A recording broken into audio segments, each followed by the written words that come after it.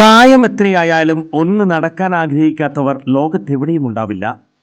ലോകമെമ്പാടുമുള്ള ജനങ്ങളെ ഏതാണ്ട് ഒരേ രീതിയിൽ അലട്ടുന്ന പ്രശ്നമാണ് മുട്ടുതേയ്മാനം. 45 കഴിഞ്ഞവർക്ക് മുട്ടുതേയ്മാനം കണ്ടുവരുന്നുണ്ട്.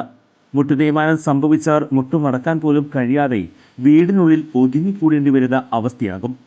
അത്തരം രോഗികളുടെ ജീവിതം തന്നെ മാറുന്ന വിധത്തിൽ നൂതന സാങ്കേതിക വിദ്യ ഉപയോഗിച്ചുള്ള ശസ്ത്രക്രിയ പ്രചാരം നേടിക്കഴിഞ്ഞു. കൃത്രിമ മുട്ട് മാറ്റിവെക്കുന്നതിനായി സാങ്കേതിക വിദ്യ സ്വന്തം പരീക്ഷണാടിസ്ഥാനത്തിൽ കണ്ടെത്തുകയും അതിൽ വിജയം കാണുകയും ചെയ്ത വ്യക്തിയാണ് ഡോക്ടർ പ്രേംകുമാർ.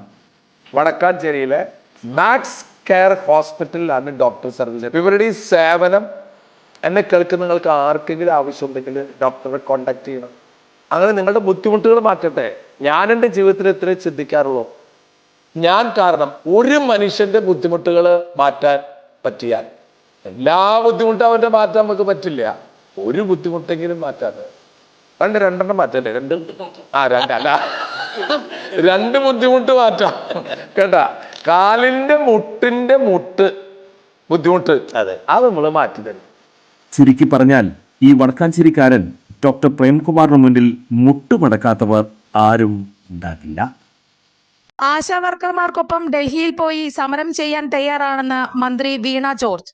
ആശാവർക്കർമാരുടെ വേതനത്തിന് 100 കോടി വേണ്ടിയിരുന്നു, കേന്ദ്രം നൽകിയില്ല. ആശാവർക്കേഴ്സിന് ഏറ്റവും കൂടുതൽ തുക നൽകുന്ന സംസ്ഥാനമാണ് കേരളം. 7000 രൂപയാണ് ഓണറ്റേറിയമായി സർക്കാർ നൽകുന്നത്. എന്നാൽ 1500 രൂപ മാത്രം നൽകുന്ന സംസ്ഥാനങ്ങളുമുണ്ട്. ചർച്ചയ്ക്ക് തടസ്സമില്ല. ആർക്ക് വേണമെങ്കിലും എപ്പോൾ വേണമെങ്കിലും സംസാരിക്കാം. പെട്ടെന്ന് പരിഹരിക്കാൻ കഴിയുന്ന വിഷയമല്ല എന്ന് അറിയിച്ചിരുന്നു. തുക വർദ്ധിപ്പിക്കണമെന്ന് തന്നെയാണ് സർക്കാർ നിലപാടെന്നും മന്ത്രി വ്യക്തമാക്കി. 2023-24 100 കോടി കേന്ദ്രം നൽകാനുണ്ട്. കേന്ദ്രം നൽകാനുള്ള തുക ആവശ്യപ്പെട്ടതിന് രേഖ ഉണ്ട്. കത്ത് അയച്ചതിൻ്റെ രേഖ ഉണ്ടെന്നും വീണ ജോർജ് പറഞ്ഞു.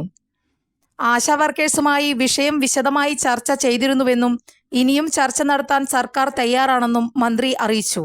ആർക്ക് വേണമെങ്കിലും എപ്പോൾ വേണമെങ്കിലും വന്ന് സംസാരിക്കാം. നിലവിലെ 2 ആവശ്യങ്ങൾ പെട്ടെന്ന് പരിഹരിക്കാൻ കഴിയുന്ന വിഷയമല്ല എന്ന് അറിയിച്ചിരുന്നുവെന്നും മന്ത്രി പറഞ്ഞു. കൂടുതൽ വാർത്തകൾക്ക് ഞങ്ങളുടെ ചാനൽ സബ്സ്ക്രൈബ് ചെയ്യുക. ഫേസ്ബുക്ക് ഫോളോ അപ്പ് ചെയ്യുക. വാർത്തകൾ വേഗത്തിലറിയാൻ എനി ടൈം ന്യൂസ്.